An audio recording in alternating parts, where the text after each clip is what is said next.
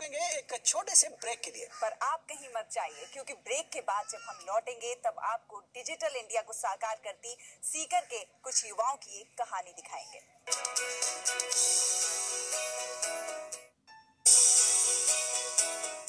Break के बाद एक बार फिर गुड न्यूज इंडिया में आप सभी का स्वागत है। और अब हम आपको लिए चलेंगे राजस्थान के सीकर में, जहां एक ऐसे व्यक्ति से मिलवाएंगे जो डिजिटल इंडिया के सपने को सच कर रहे हैं। उन्होंने ढेरों मोबाइल ऐप्स बनाए हैं। कितने मोबाइल ऐप्स बनाए शैला? 80 ऐप बनाए हैं निखिल। और सुरेंद्र टेटवारवाल नाम है इनका। इन्होंने अपने गांव नानी गांव के लिए ये एप्लीकेशंस बनाई हैं। 2000 लोग इस गांव में रहते हैं, लेकिन इन ऐप्स को जो है 1 लाख से भी ज्यादा लोगों ने डाउनलोड किया है। इसका मतलब साफ है कि बहुत सारे लोग चाहते हैं कि इस तरह के एप्लीकेशन बने ताकि वो अपनी जो छोटी छोटी सुविधाओं की बातें हैं उस पर जानकारी हासिल कर सके।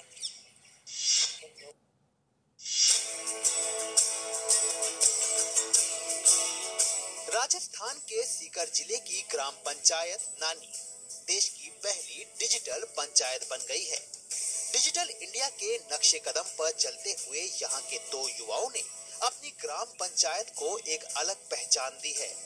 इन युवाओं ने ऐसे ऐप्स तैयार किए हैं जिनमें गांव के किसी भी घर में जन्मोत्सव से लेकर जागरण तक, शादी से लेकर सार्वजनिक कार्यक्रम तक की सारी जानकारी अपडेट रहती है। इस ग्राम पंचायत की छोटी सी छोटी सूचना आप देश के किसी भी कोने में बैठे बैठे पा सकते हैं।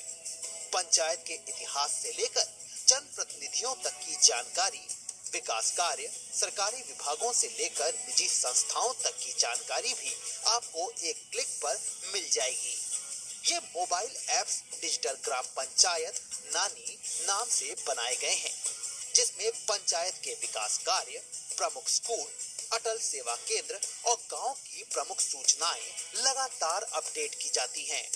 प्रतियोगी परीक्षाओं की तैयारी के समय अंग्रेजी भाषा की कम जानकारी होने की वजह से परेशानियों का सामना जब सुरेंद्र तेतरवाल को हुआ, तो उन्होंने तय किया कि वो इस समस्या का हल खोज निकालेंगे। राजस्थान सरकार के वस्तु एवं सेवा कर विभाग में सीकर जिले में टैक्स असिस्टेंट के पद पर पोस्ट होने के बाद खाली समय में इन्होंने इस समस्या का तोड़ निकाला और हिंदी भाषा में मोबाइल ऐप्स बनाकर गूगल प्ले स्टोर पर प्रकाशित करना शुरू किया।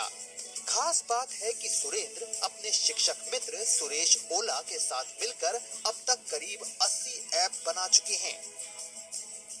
भारत के प्रधानमंत्री श्री नरेंद्र मोदी के डिजिटल इंडिया अभियान से प्रेरित होकर हमने छात्रों के लिए मोबाइल ऐप बनाना शुरू किया।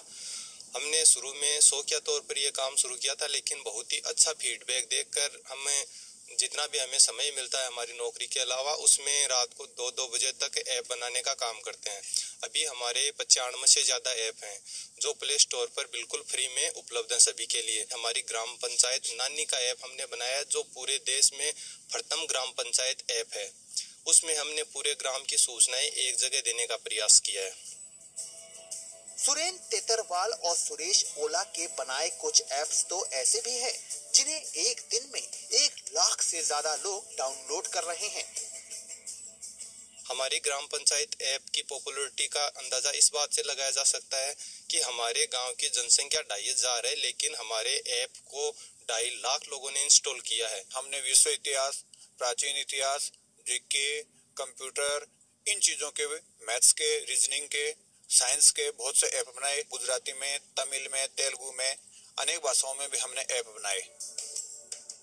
इन्होंने जनप्रतिनिधि ऐप भी बनाया है, जिसमें कार्यकर्ता और आम लोग अपने सुझाव, शिकायतें और समस्याओं को डाल सकते हैं। दरअसल हमारा लक्ष्य होना चाहिए कि जिस समाज ने हमें इतना दिया है उसे हम भी अपने ज्ञान द्वारा कुछ लौटाएं।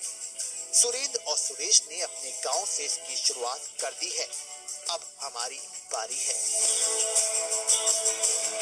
गुड न्यूज इंडिया के लिए सीकर से सुनील पारमुवाल की रिपोर्ट, टीडी न्यूज।